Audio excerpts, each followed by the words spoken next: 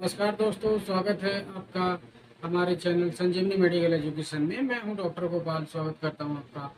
आज हम एक टॉपिक में चर्चा करने वाले हैं जिसका नाम है पैरालिसिस, या आम भाषा में जिसे हम लकवा के नाम से जानते हैं। उसके बारे में जानेंगे कि लकवा क्यों होता है, क्या कारण होता है लकवा होने के, और किस एज में हो सकता है। अगर उसे हो गया है किसी को तो क्या लक्षण दिखाई देंगे और उसकी क्या जांच होगी, क्या इन्वेस्टिगेशन होगी, और अगर किसी को हो गया है तो उसका क्या ट्रीटमेंट होगा। तो चलिए शुरू करते हैं। लकवा, ये जिसे हम पैरालिसिस के नाम से जानते हैं। लकवा या पैरालिसिस एक ऐसा वर्ड है, लकवा एक साधारण वर्ड है और पैरालिसिस एक मेडिकल की भाषा है, मेडिकल वर्ड है जिसे हम पैरालिसिस कहते हैं। पैरालिसिस या लकवा में क्या होता है, बॉडी के किसी भी पार्ट में अगर स्ट्रोक लग जाए यानी कि पैरालिसिस लग जाए, उस लकवे मतलब इफेक्टेड प्रभावित भाग में जो सेंसेशन होता है वो पूरी तरह लॉस हो जाता है। सेंसेशन पूरी तरह खत्म हो जाती है वहाँ की, जहाँ पे अपने को लकवा लगा है। मान लीजिए राइट साइड में लकवा लगा है, अगर उस राइट साइड में लकवा लगा है तो उस एरिया में चेहरे से लेके पैर की उंगलियों तक, वहाँ तक आपको सेंसेशन नहीं मिलेगा, पता नहीं चलेगा, न आप हाथ हिला पाएंगे, ना बोल पाएंगे, ना पैर उठा पाएंगे, कोई भी मूवमेंट नहीं कर पाएंगे। तो आप समझिए कि आपको उस एरिया में पैरालिसिस या लकवा लग गया है। लकवा लगने का बहुत सारे कारण हैं, तो उससे पहले जानते हैं पैरालिसिस क्यों होता है। तो अच्छा, ब्रेन में इसमें कनेक्शन जो होता है हमारे बॉडी का, क्रॉस कनेक्शन होता है।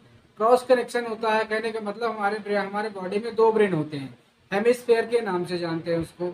एक राइट हेमिस्फेयर और लेफ्ट हेमिस्फेयर, या राइट सेरेब्रम और लेफ्ट सेरेब्रम। तो उस अगर हम राइट साइड अगर लगभग लगा है, हमारे बॉडी में लेफ्ट साइड के ब्रेन में अटैक हुआ है, स्ट्रोक हुआ है, वहाँ पे क्लॉटेज हुए हैं। मतलब समझिए, अगर राइट साइड के बॉडी में, बॉडी के दाहिने हिस्से में अगर लकवा लगा है, शून्यपन है, वहाँ पता नहीं चल रहा है, तो आप समझिए कि आपको लेफ्ट साइड में आपको प्रॉब्लम है। लेफ्ट ब्रेन के लेफ्ट साइड में आपको क्लॉट्स हुए हैं, जिसके कारण वो राइट साइड में प्रभावित किया है। अगर राइट साइड में क्लॉट्स होता, अगर स्ट्रोक होता, तो लेफ्ट साइड में हमारे बॉडी में लकवा ग्रसित हो जाता है। लकवा कहने का मतलब हमारे बॉडी के जिस पार्ट में लकवा लग जाएगा उधर सेंसेशन और पता नहीं चलता है, उसे ही लकवा या पैरालिसिस कहते हैं। बहुत सारे कारण हैं, लेकिन उसमें से कुछ कारण मैं आपको बता दूं। आपके पैरालिसिस की, ब्रेन स्ट्रोक हो गया, अगर हमारे ब्रेन में किसी प्रकार का क्लॉट जम गया, स्ट्रोक जम गया, स्ट्रोक हो गया, जिस कारण वहाँ पे ऑक्सीजन सप्लाई नहीं हुई और वहाँ की जो रप्चर सब ब्लड वेसल्स है वो फट गई। फटने के कारण वहाँ पे खून जमा हुआ, खून बहा, खून वहाँ पे स्टोर हुआ। खून स्टोर होने के बाद वो क्लॉट हो गया। क्लॉट होने के बाद जो वहाँ की नसें हैं, जिसे हम नर्व या तंत्रिका तंत्र के नाम से जानते हैं, वो जिस पार्ट के बॉडी के किसी पार्ट में अगर सप्लाई किया और जिस पार्ट में वो बॉडी के गया सर्कुलेशन में, और जहाँ पे अफेक्टेड किया, वो बॉडी की जिस पार्ट को दबाव डालता है, बॉडी को उस हिस्से को पैरालाइज कर देता है, वो लकवा कर देता है। ये ज़्यादातर उन लोगों को होता है जो जिनको ब्लड प्रेशर हाई रहता है, जो ब्लड प्रेशर हाई रहता है। हाई ब्लड प्रेशर के पेशेंट को लकवा होने की संभावना ज़्यादा हो जाती है। लेकिन मैं आपको बता दूं, लो ब्लड प्रेशर के लोगों को भी लकवा होने की संभावना बनी रहती है।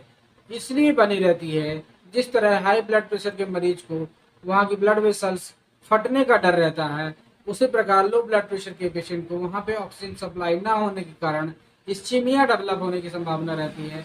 इस्चीमिया मतलब वहाँ पे ऑक्सीजन सप्लाई नहीं हो पाती है और वहाँ की मेम्ब्रेन्स या ब्लड वेसल्स रैप्चर हो जाती हैं। उसके कारण भी आपको पक्षाघात, लकवा या पैरालिसिस लगने की संभावना बढ़ जाती है। और उन लोगों को भी संभावना बढ़ जाती है जिनका ब्लड शुगर लेवल हाई रहता है। जो हाई शुगर के मरीज होते हैं, जिनका शुगर का लेवल हमेशा हाई बना रहता है, 300, 400, 500 शुगर का लेवल बना रहता है, उनको संभावना बनती है कि डायबिटिक इंड्यूस्ड ब्रेन स्ट्रोक, यानी कि शुगर के कारण लकवा लगने को ही डायबिटिक इंड्यूस स्ट्रोक बोलते हैं। तो हाई शुगर होने के कारण भी ब्रेन स्ट्रोक या पैरालिसिस होने की संभावना बढ़ जाती है। जिनको स्मोकिंग करने की आदत होती है, जो बहुत ज़्यादा स्मोकिंग करते हैं, स्मोकिंग करने से क्या होता है, हमारे जो स्मोकिंग करते हैं फेफड़े में जाता है, फेफड़े से जो तार का कलेक्ट होता है हमारे ब्लड वेसल्स में जाके वो फैट के रूप में स्टोर होता है, तार के रूप में स्टोर होता है, और वो ब्लड वेसल्स को सक्रिय करती है। जितनी मात्रा में ऑक्सीजन सप्लाई होनी चाहिए उतनी मात्रा में नहीं हो पाती है। और ऐसे कंडीशन में अगर ब्रेन में नसें सक्रिय हो गई है और ऑक्सीजन सप्लाई नहीं होती है तो वहाँ की ब्रेन फट जाती हैं नसें, और वहाँ पे स्ट्रोक डेवलप हो जाता है, क्लॉट्स हो जाते हैं जिस कारण स्ट्रोक हो जाता है और लकवा लग जाता है, पैरालिसिस की संभावना प्रॉब्लम्स आ जाती हैं। नेक्स्ट है जो हाई फैट डाइट लेते हैं। हाई फैट डाइट का मतलब घी, पूड़ी, तेल, मसाला और रेड मीट, और जो ज़्यादा सेवन करते हैं, फैट का ज़्यादा सेवन करते हैं, जो फैट का जब ज़्यादा सेवन करते हैं तो लगा हमारे बॉडी में जाता है, ब्लड वेसल्स में स्टोर होता है कोलेस्ट्रॉल के रूप में, विसरल फैट के रूप में स्टोर होता है, और हमारे बॉडी की जो इतनी मात्रा में ऑक्सीजन की सप्लाई होनी चाहिए वो मात्रा में नहीं होने देती है, और वहाँ पे स्ट्रोक का खतरा बढ़ जाता है। ब्रेन में चला गया तो ब्रेन स्ट्रोक हो जाता है, हार्ट में ऑब्स्ट्रक्शन हो गया तो हार्ट अटैक आ जाता है, जिससे हार्ट स्ट्रोक बोलते हैं या हार्ट अटैक भी बोलते हैं। ब्रेन में अगर हुआ तो वहाँ पे क्लॉट हुआ तो पैरालिसिस हो गया, लकवा लग गया ब्रेन में और हार्ट में आया तो हार्ट अटैक आ गया। ये सारी चीज़ें हैं, और जिसको हमेशा एंजाइटी की टेंशन, एंजाइटी रहता है मतलब किसी प्रकार का बहुत ज़्यादा तनाव रहता है, उनको भी संभावना बनती है कि आपको लकवा की संभावना बढ़ जाए।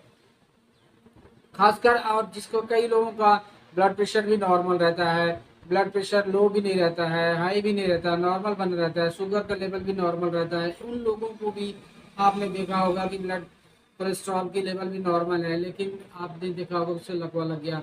तो उसके लिए मैं एक कारण बता दूं, उनको उनका जो ब्लड की विस्कोसिटी है, ब्लड की जो थिकनेस है वो ज़्यादा रहती है।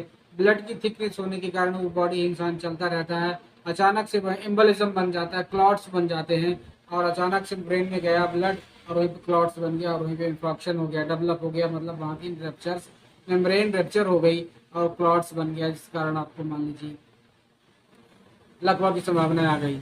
अगर लकवा अगर किसी को इस तरह की लग जाता है, जिसमें क्या लक्षण दिखाई देते हैं, लक्षण आपको दिखाई देंगे कि जिस भाग में आपको लकवा लगा है उस भाग में आपको ना तो ठंडा महसूस होगा, ना गर्म महसूस होगा, ना आप हाथ उठा पाएंगे, ना किसी को कुछ बोल, अगर टंग में लग गया तो ना बोल पाएंगे, मुंह फैलाएंगे तो ना मुंह भी नहीं फैला पाएंगे, ना हाथ उठा पाएंगे, ना पैर उठा पाएंगे।